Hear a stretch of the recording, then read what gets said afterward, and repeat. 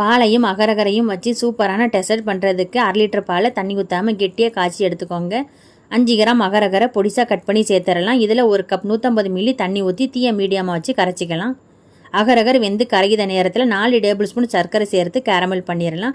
அப்பப்போ அகரகரை கலந்து விட்டுக்கோங்க. 4 டேபிள் ஸ்பூன் சர்க்கரை இனிப்பு கொஞ்சம் குறைவாக இருக்கும். நீங்கள் உங்கள் சுவைக்கு தக்கன இனிப்பு கூட குறைய சேர்த்துக்கோங்க. லைட் கோல்டன் கலரில் கேரமல் பண்ணிக்கோங்க. கூட கொஞ்சம் நேரம் பண்ணால் கசப்பு தன்மை வந்துடும். அகரகர் நல்லா கரைஞ்சிருச்சு. இதில் காய்ச்சின பாலை சேர்த்து கலந்து விட்டுறலாம். கேரமெல்லாம் பாலை கொஞ்சம் கொஞ்சமாக ஊற்றி கலந்து விட்டுக்கோங்க. பாலை வடிகட்டிடலாம். 10 போல் பாதாம் முந்திரியை பொடிசாக கட் பண்ணி சேர்த்து கலந்து விட்டுறலாம். லைட்டாக சூடு ஆறுனதும் ஒரு பவுலில் மாற்றிடலாம். மேலே கொஞ்சமாக கட் பண்ண பாதாம் முந்திரி தூவிடலாம். நல்லா சூடு ஆறுனதும் மேலே கவர் பண்ணிடலாம். 4லேருந்து 5 மணி நேரம் ஃப்ரிட்ஜில் வச்சுக்கோங்க. 5 மணி நேரத்துக்கு பிறகு எடுத்துடலாம். சூப்பராக செட் ஆகிருச்சு. கத்தியால் சுற்றி எடுத்து விட்டு தட்டில் கவுத்திடுங்க. இப்போ சூப்பரான டெசர்ட் ரெடி ஆயிருச்சு. நீங்களும் செஞ்சு பாருங்கள். நன்றி.